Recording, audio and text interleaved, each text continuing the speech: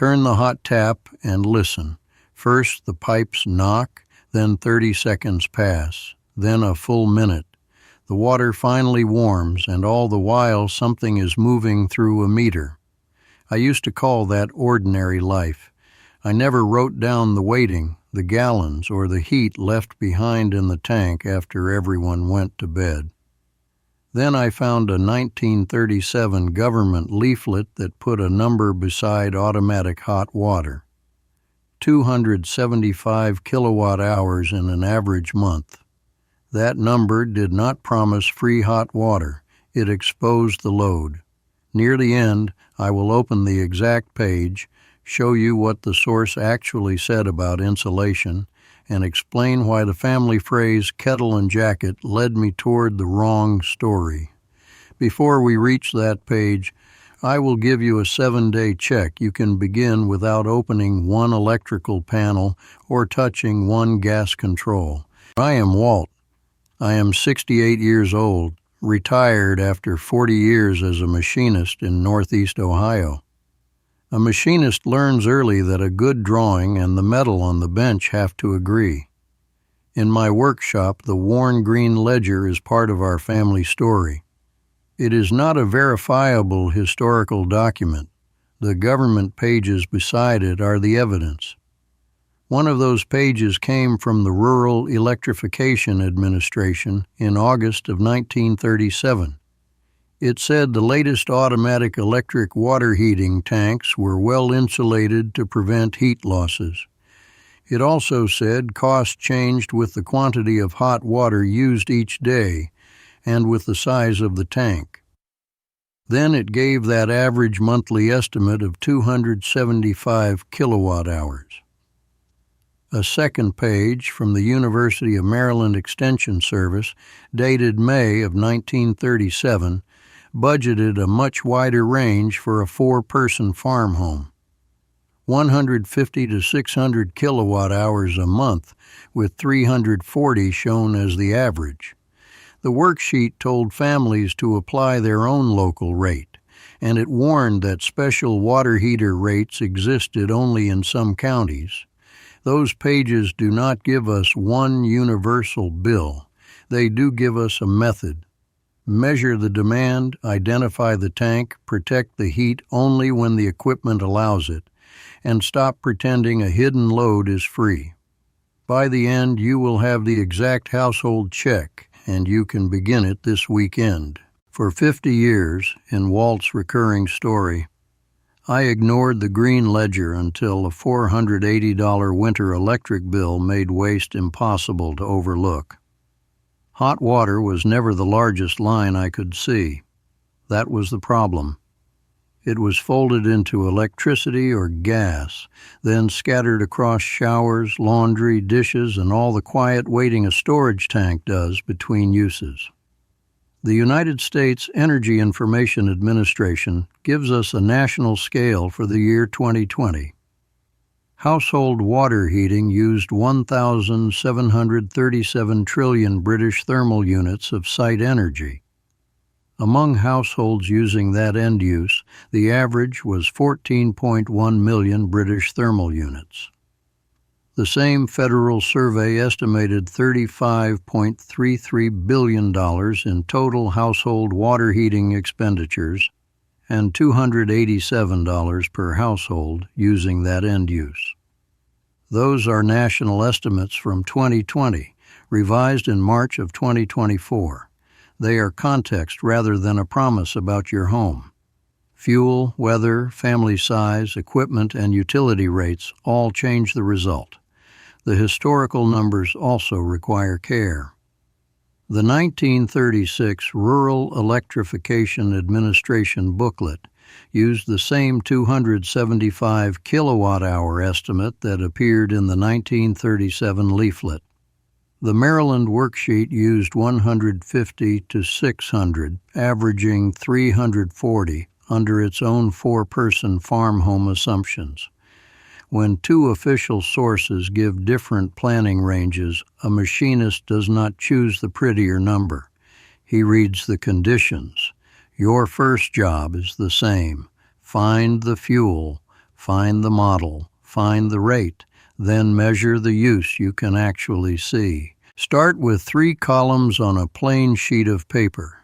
Write equipment, demand, and heat loss across the top. Under equipment, copy only what you can read safely from the outside. Electric storage, gas storage, tankless or unknown. Record the model number from the visible label if you can reach it without moving a vent, cover, wire, or pipe. Do not remove an access panel. Under demand, keep a 7-day tally. Mark shower time, warm-up time at the tap, hot appliance cycles, and any warm drip. This household baseline shows where demand repeats. Now look at flow. The Environmental Protection Agency says a standard showerhead uses 2.5 gallons per minute. A WaterSense showerhead uses no more than 2.0 gallons per minute and must meet performance requirements. For its defined average family case, the agency estimates 2,700 gallons of water and more than 330 kilowatt-hours of electricity saved in 1 year. That is an average family estimate, never a guarantee. Reducing hot water demand is often the cleanest first move because it does not require touching the heater. The third column is heat loss. A 1934 household equipment text said insulated tanks and insulated supply pipes improved system efficiency. Modern guidance is much more specific. The Department of Energy Weatherization Job Aid says to read the data plate and warning label first and confirm that the manufacturer does not prohibit added insulation. Its electric tank checklist calls for an overall insulation resistance value of 10 and says the pressure relief valve, thermostats, controls, and access plates must remain clear. It also calls for complete insulation on the first 6 feet of accessible inlet and outlet pipe. The separate pipe job aid calls for a minimum insulation resistance value of 3 and at least 6 feet of coverage. That does not mean every tank needs a blanket. One model-specific electric manual says a blanket is unnecessary for that product. It still warns never to cover the temperature and pressure relief valve. A gas model manual says a blanket is unnecessary for that product too, then warns that a bad fit can restrict combustion air. Your manual wins. If the model is unknown, the label is missing, or the instructions are unclear. Write unknown in the equipment column and make the next entry a call to the manufacturer, utility landlord, or qualified professional. The knowledge did not disappear in one night, and no single company had to bury it. The arithmetic simply moved out of sight. In 1934, a household equipment textbook treated hot water as primary household equipment. It described an older kitchen range waterfront sending heated water into a nearby storage tank, usually about 30 gallons. It also described an automatic storage heater as a well-insulated tank connected to a circulating heater and controlled by a thermostat. The same book reported period test figures near 70% thermal efficiency for tank and automatic storage heaters. It cited a 65% laboratory minimum and an hourly standby loss requirement below 10% for storage heaters. Those figures belong to their period. They do not translate directly into a modern rating. 3 years later, the Rural Electrification Administration sold a different kind of dignity. Turn the tap and the water arrives. The leaflet called water heating necessary spoke of low electric rates and estimated 275 kilowatt-hours a month. Convenience was real, so was the meter.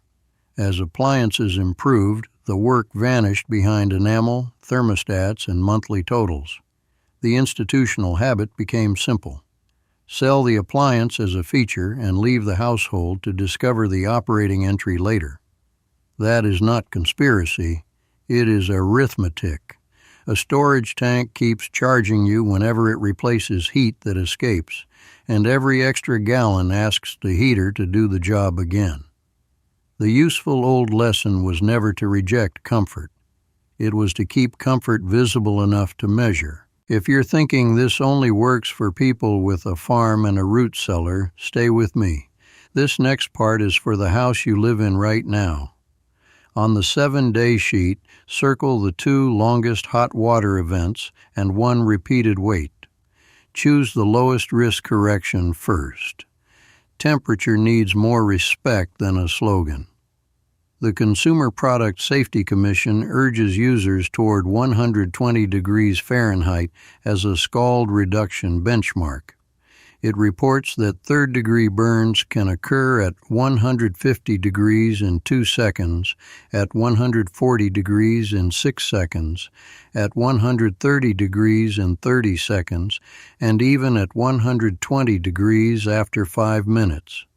Never test those limits. Measure delivered tap temperature carefully with an appropriate thermometer while keeping hands out of the stream. Follow the heater manual and use qualified help for adjustments. There is an important modern caveat. The Centers for Disease Control and Prevention says storing water between 130 and 140 degrees can kill germs such as Legionella while increasing burn risk. Above 120, thermostatic valves can mix hot and cold water at the tap to reduce risk. Higher-risk households should discuss Legionella with a healthcare provider. Temperature is not one size fits all. A qualified plumber can assess mixing valves. Now move to the heater without opening it. Read the label and exact manual. If the manufacturer prohibits a blanket or says one is unnecessary, stop there. Any approved electric heater insulation work begins with power shutoff at the breaker or controlling disconnect under the exact manufacturer instructions. If the wiring, breaker, or access is uncertain, stop and use a licensed electrician. If insulation is allowed, every safety feature stays visible and reachable. On an electric tank, never cover the pressure relief valve, thermostats, controls, or access plates. On gas equipment, never cover burner access, combustion air openings, the draft diverter, or the vent. The Department of Energy job aid keeps insulation at least 6 inches from a draft diverter and single-wall flue. One gas manual warns that restricted airflow can lead to fire, asphyxiation, serious injury, or death. Fuel-burning water heaters add a carbon monoxide boundary. The Consumer Product Safety Commission calls carbon monoxide a deadly, colorless, odorless, poisonous gas. Malfunctioning fuel-burning water heaters can produce it. Keep a compliant carbon monoxide alarm on every level and outside sleeping areas. If an alarm sounds, move outside and call emergency services. Do not search the house for the source. Here is the honesty beat. This method fails when there is no storage tank. The manual rejects a blanket, or insulation would hide a label, valve, control, wire, vent, drain, or air opening. It cannot repair leakage, corrosion, breaker trips, soot, gas odor, a blocked vent, or a failing relief valve. Those are professional calls. Renters' route changes through the landlord. With uncertainty, stop at measurement and qualified assessment. The goal is 1 baseline, 2 demand cuts, and 3 clear handoff points. The Depression household system has 74 printable pages, 30 food-stretching recipes, and 52 Saturday actions. It costs $17 once with 0 subscription. You can find it at grandpasledger.com and in the description below. It gives you one place to keep household measurements, maintenance, pantry work, and weekly actions. Now stay right here because the 1937 page is open on the bench and the line about 275 kilowatt-hours changes the whole story. The work lamp is warm on the bench now. The green ledger is open beside two public documents. The ledger scene is our family storytelling frame. The printed pages are the evidence. The first document is a Rural Electrification Administration leaflet titled, "Helping You to Help Yourself, Home and Farm Appliances." Its printing code ends in 8-37. The water heater panel says these heaters perform one of the most necessary operations in the home. It says low electric rates could provide the convenience at a reasonable cost. Then it gives 3 limits the catchy family story left out. First, the latest automatic electric water heating tanks were well insulated to prevent heat loss and improve operating efficiency. Second, cost varied with the quantity of hot water required each day and with the tank size. Third, average monthly consumption was about 275 kilowatt-hours. The source never says the water was free. It never names a kettle and jacket system. The second document is United States Department of Agriculture Farmers Bulletin 927, Farm Home Conveniences, revised in 1928. Its fireless cooker section describes food heated to boiling on a stove, covered tightly, and placed into an insulated cooker so retained heat could continue the cooking. It lists period packing materials such as ground cork, hay, and straw. It also contains asbestos instructions. Those asbestos directions are historical evidence only. They must never be repeated in a modern household. Here is the reveal. The real lesson was not free hot water from one kettle trick, but 2 separate retained heat ideas that later became tangled together. One was a cooking box around a hot-covered vessel. The other was an automatic storage water tank with insulation around the heat people had already paid to make. A 1934 equipment text connects the underlying mechanism when it says insulated tanks and insulated supply pipes improve efficiency. That same text also carries obsolete asbestos and household temperature language. We preserve the page and reject the unsafe instruction. You can read the complete 1937 compilation free at archive.org under First Steps in Load Building. Farmer's Bulletin 927 is there as Farm Home Conveniences. The honest method is plain. Measure for 7 days. Reduce the 2 largest safe uses. Read the exact manual. Protect the tank and first 6 feet of pipe only when current instructions allow it. Keep every safety feature clear. That answer is useful enough to carry home. There is a quiet satisfaction in hearing the hot tap and knowing what happens before the water reaches your hand. You do not need a miracle jacket. You need a 7-day baseline, the exact model manual, and one safe Saturday decision. Maybe that decision is a 2.0 gallon per minute WaterSense shower head. Maybe it is checking delivered temperature against the 120-degree scald benchmark and then discussing the Legionella caveat with the right professional. Maybe it is leaving the heater alone and putting carbon monoxide alarms on every level and outside the sleeping rooms. Measurement gives the next entry a name. For the comments, write 1 word: electric, gas, or unknown. That is all I am asking. I read every one. Next time, I am putting a 1932 federal family food budget beside the old ledger and asking 1 question. When the grocery money stopped reaching the end of the week, what did families protect first, and what did they cut? I am still checking whether the bill literally doubled, so I will not claim that yet. The real worksheet told relief planners to recalculate local food costs every 2 weeks or every month. We will read it carefully. If you want to help recover practical household knowledge 1 documented entry at a time, subscribe and come back for the next page. This is not a channel.